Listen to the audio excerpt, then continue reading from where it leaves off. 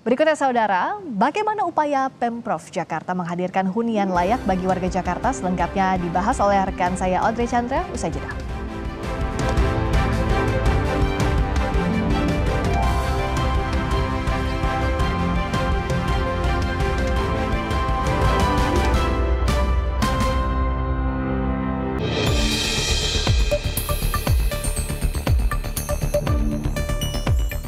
Saudara, pemerintah Provinsi DKI Jakarta terus berupaya untuk memberikan hunian yang layak bagi masyarakat berpenghasilan terbatas dan juga masyarakat miskin. Pertanyaannya, apa yang saat ini sedang dikerjakan oleh Pemprov DKI Jakarta untuk memenuhi kebutuhan tersebut?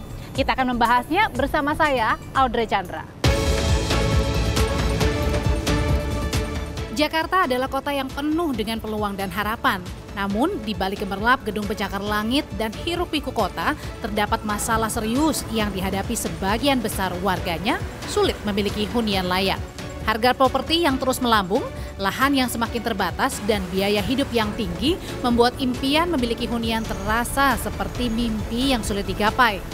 Menurut data, harga rumah di Jakarta meningkat setiap tahunnya. Di sisi lain, pendapatan sebagian besar warga tidak sebanding dengan kenaikan tersebut.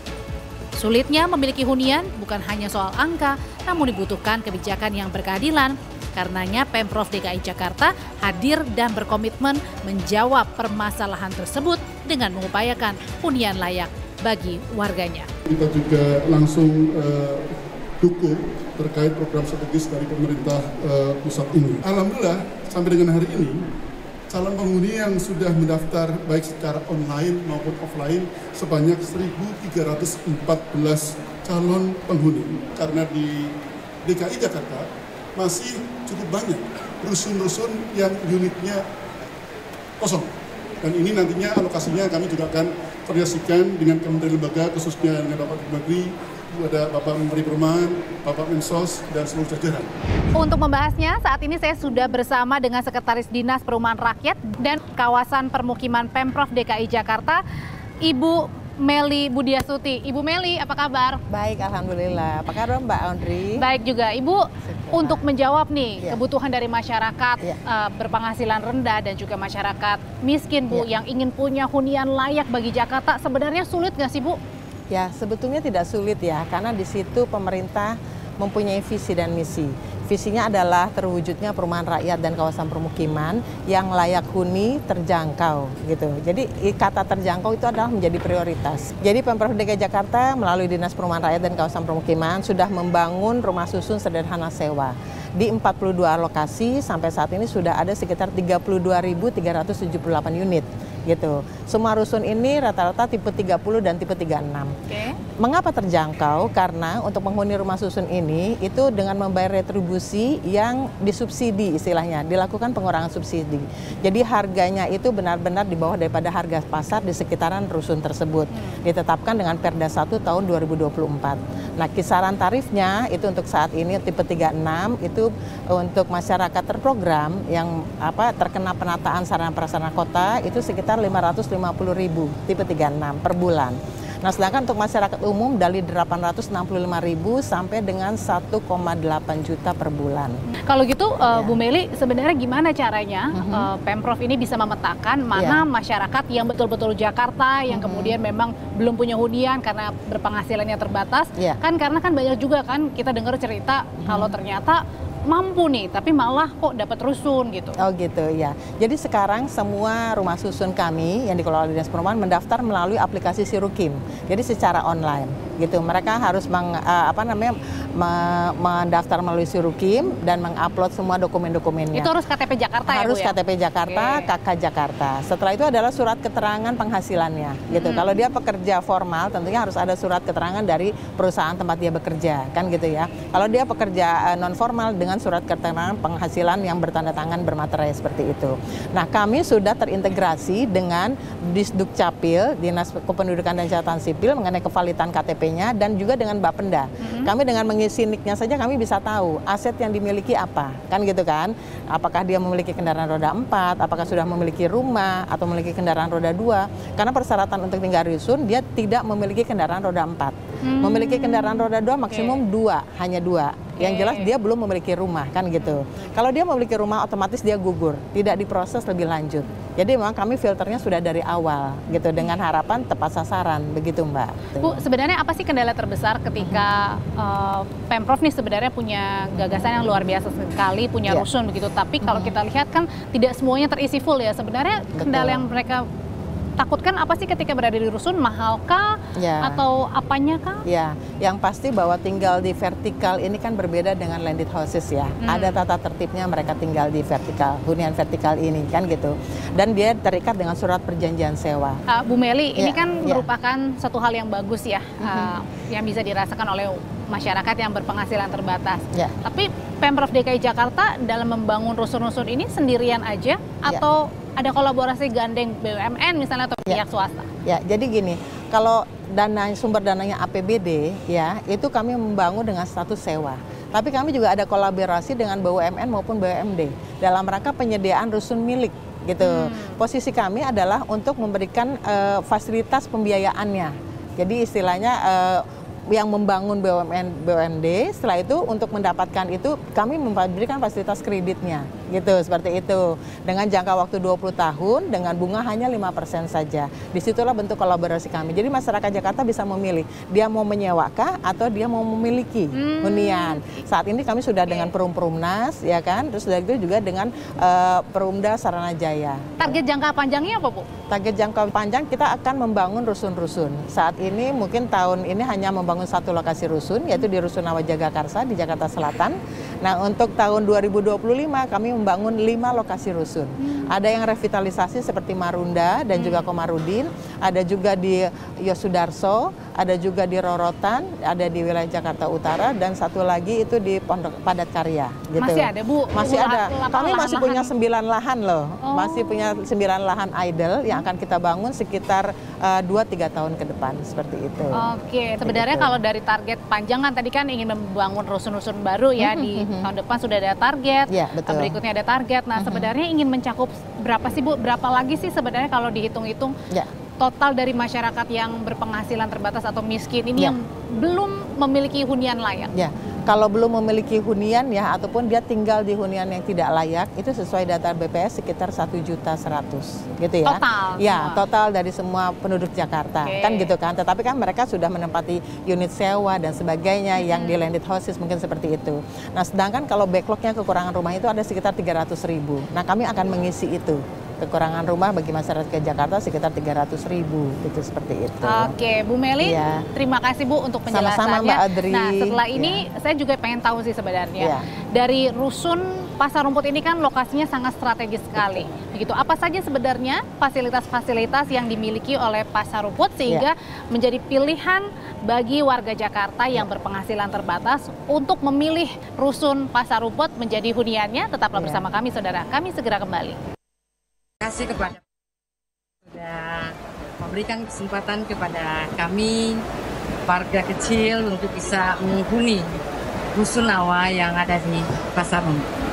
Saya mengucapkan terima kasih kepada pihak pemerintah dari yang sudah menyediakan tempat rusun Nawa ini untuk kami kalangan prajurit TNI Polri ataupun kalangan warga yang bergaji di bawah UMR.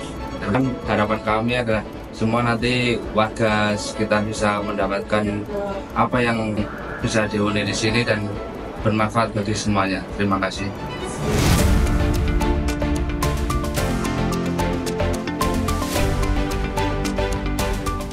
Apa saja fasilitas-fasilitas yang dimiliki oleh rusun Pasar Rumput? Saat ini sudah bersama saya dengan Direktur Pasar Jaya, Agus Himawan Widianto. Halo Pak Agus. Pak Agus, ini kan baru pertama kali nih ke rusun Pasar Rumput, tapi lokasinya menurut aku strategis banget, dekat dengan stasiun, kemudian lokasi jalan juga strategis. Sebenarnya apa saja sih fasilitas yang dimiliki di rusun Pasar Rumput ini, Pak? Ya, baik. Rusun Pasar Rumput ini adalah konsep hunian vertikal berkonsep TOD, Transit Oriented Development, di mana ini terintegrasi dengan transportasi umum. Ini terdiri dari 3 tower. Nah, 3 tower ini terdiri dari 1.984 unit, di mana di dalamnya 689 unit kita alokasikan untuk masyarakat terprogram, terus kemudian 1.295 unit adalah untuk masyarakat berpenghasilan rendah. Dan ini tentunya dari 689 unit tadi, 421 sudah kita pergunakan untuk korban kebakaran Manggarai kemarin. 418 unit. Dan ini sudah kita perpanjang kemarin masa pemakaiannya sampai dengan 27 Oktober tahun 2025. Kemudian ini juga dilengkapi dengan fasilitas ya tentunya, fasilitas penunjang yang ada di dalam lingkup rusun Pasar Rumput ini sendiri. Nah, tapi kalau saya lihat ini belum semuanya ya Pak ya? Iya. Belum, berarti berapa banyak nih dari sekian banyak yang tersedia dan yang belum dihuni? Iya, kita harapkan ini sampai dengan paling lambat pertengahan Januari sudah terhuni semuanya. Dan ini sampai dengan saat ini sudah hampir terhuni sekitar 750 unit yang sudah menghuni masyarakatnya. Totalnya? Dari total 1.984 unit. Oh, berarti tinggal dikit lagi dong? Tinggal dikit lagi. Oke, Pak, ini kan bukan hanya rusun ya? Di bawah ini juga ada pasar, ada kios-kios. Nah, itu buat penghuni di sini atau diperbolehkan di luar? Kan lumayan juga mereka kan bisa cari uang di sana.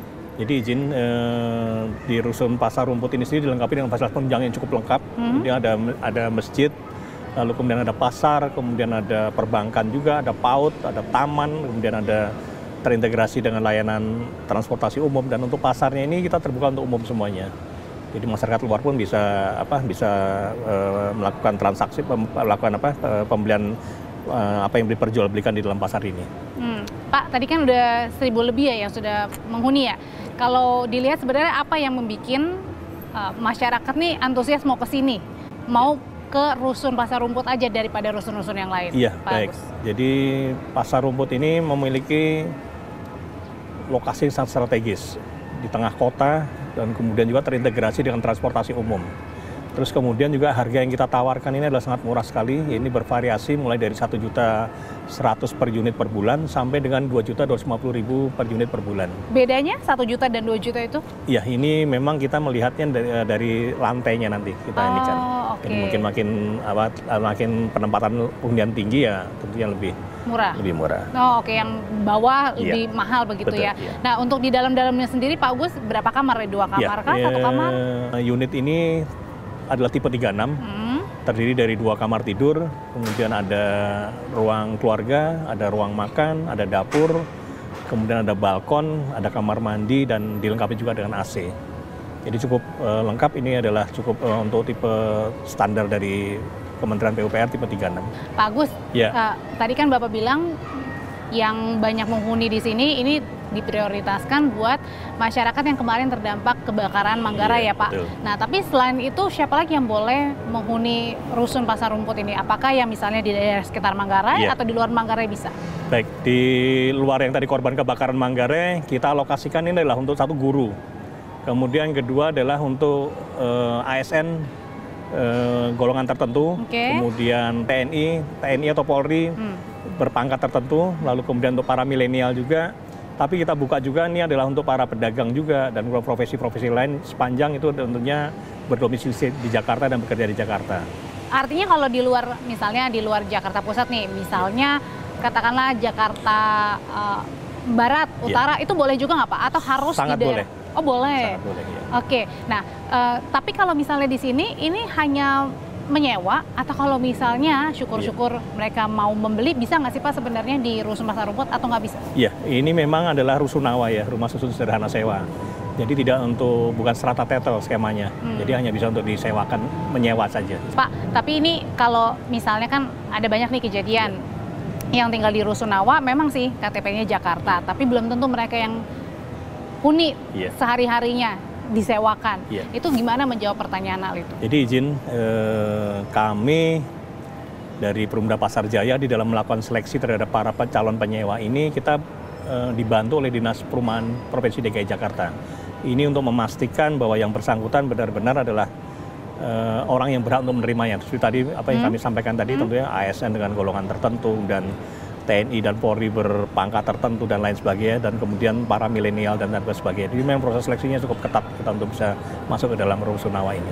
Oke, masih ada beberapa tower lagi yang belum terisi ya Pak? Ada berapa? Satu atau? Ini total 3 tower. Jadi yang sudah terhuni tower 1 dan tower 2. Berarti tinggal 1 tower lagi ya? Gimana caranya untuk menarik atau kapan kesempatannya juga Pak untuk dibuka tower yang satu lagi ini untuk ke masyarakat? Iya, proses ini sudah berjalan. Ini saat ini sedang dalam proses validasi kita dengan Dinas Perumahan untuk menseleksi terhadap para calon penghuni tersebut. Dan ini diharapkan paling lambat di pertengahan Januari ini sudah bisa terisi semuanya.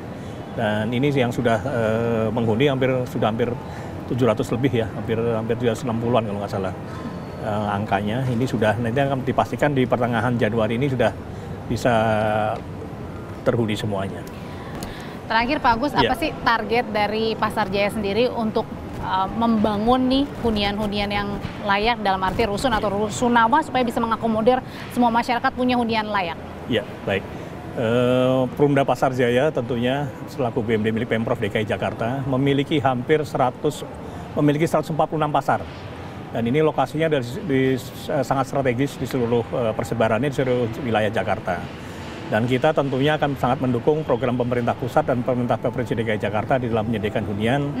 Dan ini tentunya ke depannya kami mungkin tidak akan hanya menyediakan rusunawa saja, tapi juga tidak tertutup kemungkinan akan menyediakan apartemen yang strata title yang bisa diperjualbelikan kepada masyarakat umum. Yang bisa ini ya, kemudian bisa dimiliki juga bisa dimiliki untuk oleh masyarakat ya. Pak Agus, terima kasih. Semoga sukses Pak. Semakin banyak lagi rusun atau rusunawa yang kemudian bisa mengakomodir masyarakat Jakarta yang punya hunian yang layak.